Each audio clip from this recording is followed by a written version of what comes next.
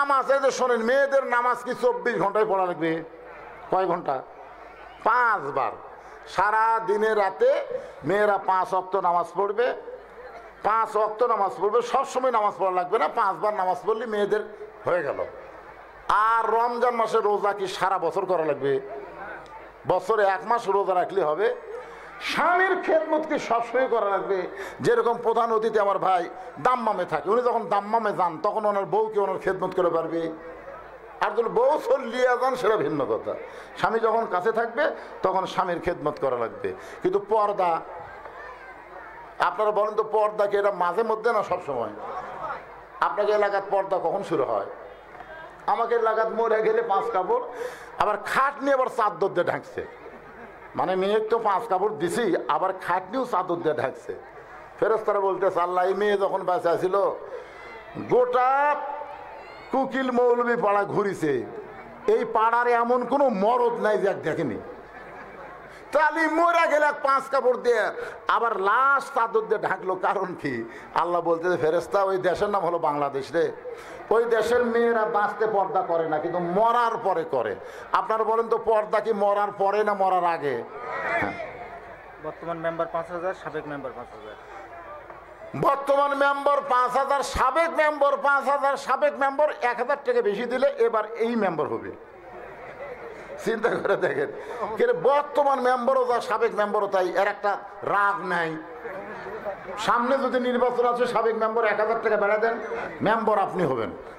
আজকে ঘোষণা হয়ে যাবে সাবেক, বর্তমানটা বাদ, সাবেক ডাবল ইন। এমনি এমনি কইলাম, যদি বেশি পাওয়া যায়। আছে 2 জন আছে, সাবেকের রাগ নাই। আচ্ছা ঠিক। আল্লাহ শুধু দুনিয়ার মেম্বার না, এই 2 মেম্বারকে জান্নাতের মেম্বার হিসাবে কবুল করো। জোরে করে আমিন, আরো জোরে বল আল্লাহুম্মা আমিন। অধিকাংশ চেয়ারম্যান পলে গেছে। আপনাকে এলাকার চেয়ারম্যানের খবর জানি না, আমার এলাকার অধিকাংশ চেয়ারম্যান সব পলাতে পারে। কি খামি করছে, একটাও নেই। আপনাদের ইউনিয়নের চেয়ারম্যান আছে? আছে, ভালো মানুষ। যদি থাকে বুঝবেন ভালো, আর যদি পলাই তাহলে গেল। এবার একটু মনোযোগ দিয়ে শুনে আল্লাহ নবী বললেন, ফাতেমা, এই পর্দাটা সব সময় কখন থেকে পর্দা শুরু হয়? আপনাকে এলাকার মেয়েদের পর্দা শুরু হয় কখন থেকে? ছেলেদের জন্য নামাজের বয়স কি?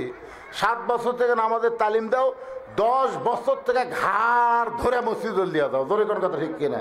তাহলে ছেলেকে নামাজ শুরু হয় 10 বছর, মেয়েদের পর্দা শুরু হয় কয় বছর থেকে আপনাকে এলাকার? কেরে কোনো মেয়ের বাপ এটি নাই? কখন পর্দা করান? কখন? আল্লাহ রাসূল বললেন, ফাতেমা সব সময় পর্দার মধ্যে থাকতে হবে।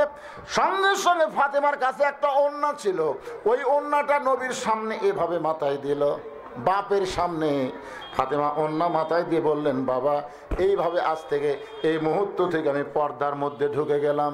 রাসূল বললেন, ফাতেমা, নামাজ যদি তোমার কমও হয়, রোজা যদি তোমার কমও হয়, স্বামীর খেদমত যদি একটু কমও হয়, আল্লাহ তোমাকে ছাড় দিবে। আর পর্দার মধ্যে যদি তুমি ঢুকে যাও, আল্লাহ তোমাকে জান্নাতি নারীদের নেত্রী বানায়া দিবে। সাইদাতুন নিসা আহলুল জান্নাহ ফাতেমাতুজ জোহরা, জোরে গান সুবহানাল্লাহ।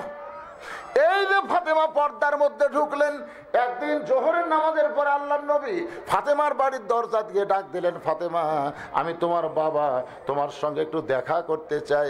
ফাতেমা দরজার কাছে এসে কান্না শুরু করে দিলেন। রাসূল বলে, ফাতেমা কান্দো কেন? বলে, কান্দার কারণ হলো, বাবা, এই মুহূর্তে আমি পর্দার ভিতরে নাই, আর পর্দার ভিতরে না থাকলে আপনার জন্য কেমনে দরজা খুলবো? রাসূল বলে, ফাতেমা, বাবার সামনে তেমন পর্দা করা লাগবে না মা, তুই একটু দরজা খুলে দে, তোর মুখটা দেখতে চাই। ফাতেমা বলে, বাবা, এই মুহূর্তে আমার পরনে এমন একটা কাপড় আছে, যে কাপড় পরে বাবার জন্যও দরজা খুলতে আমি শরম পাই। রাসূল ফিরে গেলেন। আসরের নামাজের পরে আল্লাহর নবী আবার ফাতেমার দরজায়, ফাতেমা দরজা খুলে দে। আমি নবী তোর বাবা তোর সঙ্গে দেখা করতে চাই। ফাতেমা জানলার কাছে এসে কান্দের বলে, বাবা আপনি কি জানেন না আপনার ফাতেমা বড় হয়ে গেছে, যখন তখন ফাতেমার কাছে আসলে ফাতেমা দরজা খুলতে পারবে না। এমন একটা কাপড় আমার শরীরে বাবা, উপর দিকে যদি আমি ঢাকি তাহলে নিচের দিকে বের হয়ে যায়, নিচের দিকে ঢাকলে উপর থেকে কাপড় রাখতে পারি না। সঙ্গে সঙ্গে নবী আমার এক টানে গায়ের চাদর খুলে ফাতেমার জন্য জানলার কাছে ধরে বললেন, ফাতেমা এই চাদর পরে তুই আমার জন্য দরজা খোল। ফাতেমা নবীর গায়ের চাদর পরে নবীর জন্য যখন ঘরের দরজা খুলে দিয়েছে, নবী তাকায় দেখে ফাতেমা মাথায় ঘোমটা দিয়ে ডালাইছে। রাসূল বলে, ফাতেমা রে একটা খুশির খবর তোকে দিয়ে বেড়াইছে মা, কিন্তু তোর যে চেহারা দেখতেছি তোর খুশির খবরটা কেমনে দেই? ফাতেমা বলে, বাবা কি খুশির খবর?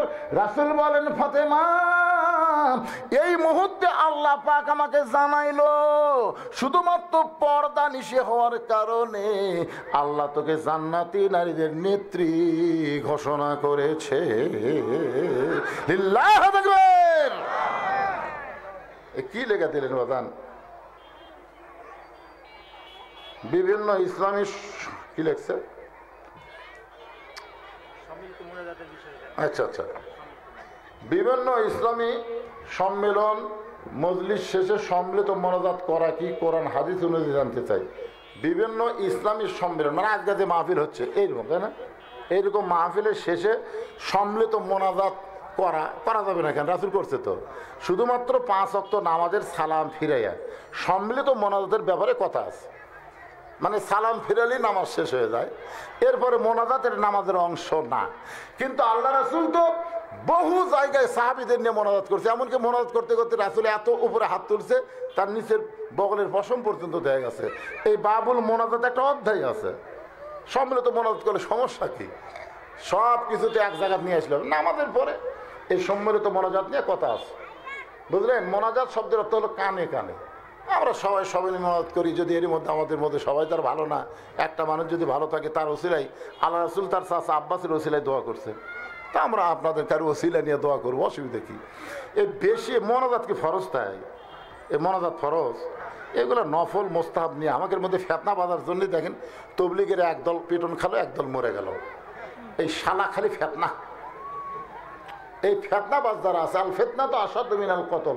আপনার বলেন তো মোনাজাত কি ঈমান ইসলামের ক্ষতি করে? কথা কন না কেন ভাই? এটা কি আমরা হাত বাবার দরবারে মোনাজাত করলে ক্ষতি আছে? বাবা ও বাবা, বাবা মাস্তানের জায়গায় দিচ্ছে বাবা, এই মোনাজাতের বিরুদ্ধে ফতুয়া দেওয়া লাগবে। আমরা রব্বানা যালামনা কই আল্লাহর কাছে হাত তুলছি, এই জায়গায় ফতুয়া দিবেন কেন? এখন অনেকে বলে হুজুর দলিল দেন। আরে দলিল দেব, তোর বাপের দলিল দে। তুই যে তোর বাপকে আব্বা আব্বা করে ডাকতিছু, এটা তোর কোন দলিলে বাপ হলো? দলিল দে। মায়ের কাছে যায় বলতেছে, মা আমি তো আব্বা আব্বা করে ডাকি, এটা আমার কেমন বাপ? হয় তোর আসল বাপ, তুই দলিল দেন। মা কয় তোর যদি ভালো লাগে ডাক, না লাগে ডাকিস না, দলিল দিয়ে তোর বাপক বুঝানো যাবি না। তোর এখন কথা ঠিক কিনা? সব জায়গার দলিল দরকার নাই তো। আপনি আল্লাহর কাছে হাত তুলছেন, আপনার মন যদি একটু ফ্রেশ হয়, ভালো লাগে, হাত তুলবেন। তবে ফরজ নামাজের পরে সালাম ফিরানোর সাথে সাথেই নামাজ শেষ। আমার কথা কি বুঝলেন? এছাড়া অন্যান্য মোনাজাত করার কথা আছে। জি, এই যে বাচ্চা অসুস্থর জন্য দোয়া চাই, কি দোয়া করবেন? মুখ দিয়ে দোয়া করার সাথে হাত তুললে কি খুবই ক্ষতি হবে? হাতটা তুলছেন কার কাছে? কথা কন না কেন? কার কাছে হাত তুলছেন? হ্যাঁ হাত তুলছেন। আপনার কাছে আমি 10টা টাকা চাই, আপনার কাছে 10টা টাকা চাচ্ছি, আমি যাই এরকম হাত বান্ধা করছি, ভাই 10 টাকা দেন, 10 টাকা দেন ভাই, দেন ভাই 10 টাকা দেন ভাই। ওই টাকা পে করতে বার করে, কিন্তু টাকা বার করতেছেন কে? তুই তো 10টা টাকা চাস, আমি দিমো কুটি রে। তখন কয় দেন ভাই। তো মানুষের কাছ থেকে আপনি হাত পাতা টাকা নেন, আর আল্লাহর কাছে হাত পাতালে আপনার কি হয়? আল্লাহ যদি মাপ দেয় অসুবিধা আছে না? এই ব্যাপারে, এই সাধারণ সকল ব্যাপারে ফতুয়া তালাশ করবেন না। আমাদের মধ্যে কিছু ফেতনাবাজ বাড়াচ্ছে, এই ফেতনাবাজেরা সব কিছুতে ফেতনাবাজায়া দেখবেন। এই ফেতনাবাজেরা কোনোদিন কোরআনের আন্দোলনের কথা বলবে না। দেখবেন এদের ওয়াজ টোয়াজ যা শুনবেন, আর কোনোদিনও বলবে না যে বাতিলের বিরুদ্ধে কোরআনকে প্রতিষ্ঠা করা লাগবে, নামাজ কায়েম করা লাগবে। এই শালা ফেতনাবাজেরা একদিনও বলবে না। জোরে কোন কথা ঠিক কি না? কারণ এরা ইসলামী আন্দোলনের পক্ষে না, এরা ও ইহুদি দালালদের, ইহুদি খ্রিস্টানদের চর মুসলমানের মধ্যে একটা ফেতনা বাঁধানোর চেষ্টা করে। একটু মনোযোগ দিয়ে শোনেন। পর্দানিশি ফাতেমাকে গভীর রাত্রে দাফন করা হলো। আমার মায়েরা শোনেন, ফাতেমাকে গভীর রাত্রে দাফন করা হলো। হযরত আলী দাফন করার পরে আল্লাহর কাছে বলতেছে, আল্লাহ আমার পর্দানিশি বিবিকে তোমার কবরে দিলাম, আল্লাহ তুমি তারে কবুল করে নাও। এই দোয়া করার পরে তাকায় দেখে সামনে কয়েকটা পুরাতন কবর দেখা যায়। এইমাত্র ফাতেমার কবর দিল, সেই নতুন কবর গেল কোথায়? হযরত আলী জান্নাতুল বাকির মধ্যে দৌড়ায় আর বলে, ফাতেমার কবর, ফাতেমার কবর কোথায়? ফাতেমার কবর। কে যেন ডাকতে বলে, আলী ফাতেমা পর্দানিশি, আমি আল্লাহ জহুরা ডিগ্রি দিয়া ফাতেমার কবরটাকে কিয়ামত পর্যন্ত পর্দা করে দিয়েছি। আমার মা বোনদের জন্য বলি, মা এই জহুরা শব্দের অর্থ হলো নিজকে সবসময় গোপন রাখবেন, পর পুরুষের সামনে বের হবেন না। মেয়েরা সবসময় গোপনে থাকলে মেয়েদের দাম আল্লাহ বাড়ায় দিবে। বিবাহের আগে যেই মেয়েটা পর্দার মধ্যে থাকবে, পর পুরুষ কোনোদিন দেখতে পাবে না, ওই মেয়েটার ডিমান্ড দেওয়া লাগবে না, ওই মেয়েটাকে মহারানা নগদ দিয়ে বিয়ে করবে। জোরে কোন কথা ঠিক কি না? আপনারা বলেন রাস্তার বকরি রাস্তার সবসময় ভেবা করে না বকরি। আবার কেউ যদি মাইকিং করে, ভাই আজকে অমুক হাই স্কুল ময়দানে বকরির প্রদর্শন হবে, মানুষজন যাবি? যেটি সেটি বকরি ভেবা করতেছে, ওটা দেখার জন্য আবার হাই স্কুলে যাওয়া লাগবে। আর যদি কেউ বলে, ভাই আজকে অমুক হাই স্কুলে একটা হরিণী প্রদর্শন করা হবে, হরিণী দেখানো হবে, মানুষ যাবি কি যাবি না? আরে হরিণী তো দেখিনি রে। হরিণী জঙ্গলত থাকে, পর্দার মধ্যে থাকে, এই জন্যই মানুষের দেখার আকর্ষণ বাড়ে।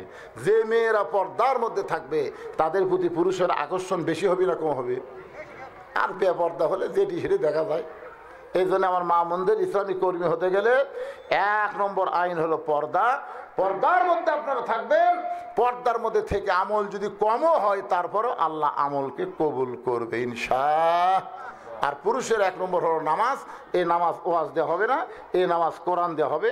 কোরআনের সমাজ যখন চালু হবে, যখন একজন রাষ্ট্রনায়ক হবে, প্রধানমন্ত্রী হবে, আল্লাহ যাকে ক্ষমতা দিয়ে বসাবে, তার 1 নম্বর দায়িত্ব হলো আকামুস সালাত ওয়া আতুজ যাকাত, নামাজ কায়েম করো, যাকাত, অর্থনীতি চালু করে দাও। আমাদের বাংলাদেশ সুদকে কবর দিয়া যাকাত ভিত্তিক অর্থনীতি আমরা চালু করতে চাই।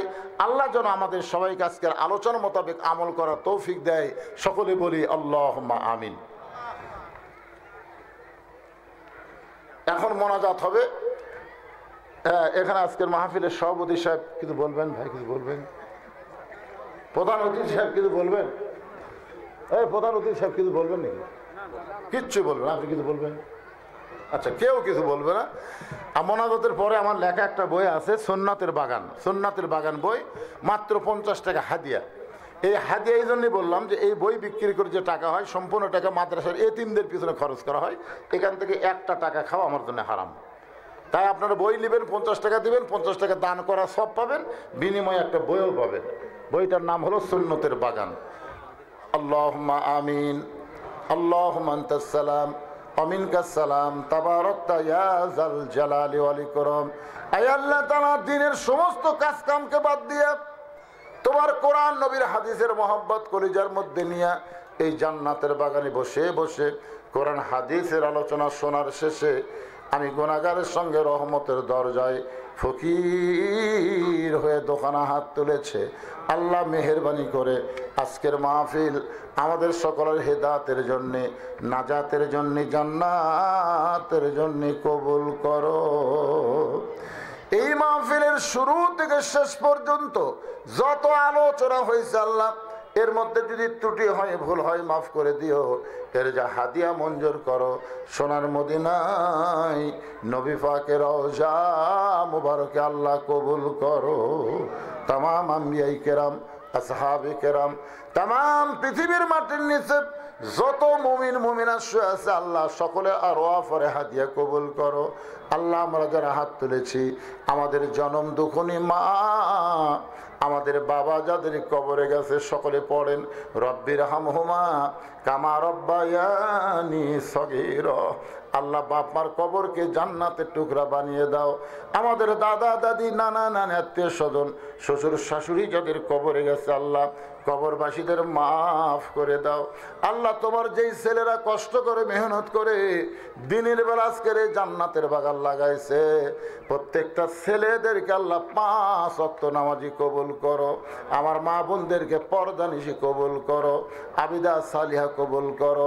আয় আল্লাহ আমি সহ আমার মতো হাত তোলা যারা অসুস্থ সুস্থতার নিয়ামত দান করো। অনেকেই দোয়া চাইছে অসুস্থ, সবার জন্য দোয়া করে আল্লাহ সুস্থতার নিয়ামত দান করে দাও।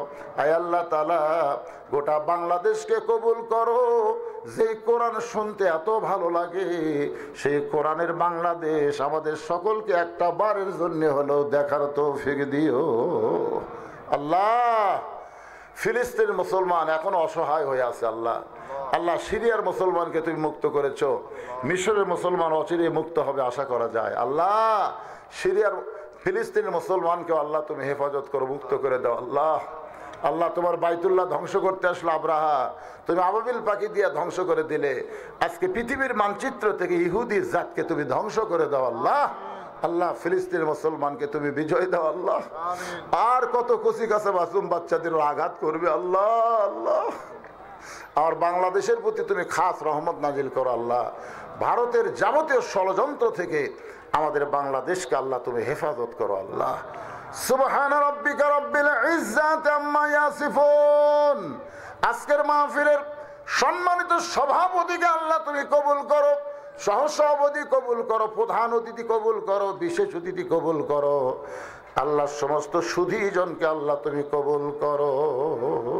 সুবহান রাব্বিকা রাব্বিল ইজ্জাতি আম্মা ইয়াসিফুন ওয়া সালামুন আলাল মুরসালিন ওয়ালহামদুলিল্লাহি রাব্বিল আলামিন। ওয়াজাল আখিরাতি কালিমাতুন ইনদাল মাউতি। সকলে পড়েন লা ইলাহা ইল্লাল্লাহু মুহাম্মাদুর রাসূলুল্লাহ সাল্লাল্লাহু আলাইহি সাল্লাম। আসসালামু আলাইকুম ওয়া রাহমাতুল্লাহি ওয়া বারাকাতুহু। যারা বই নেবেন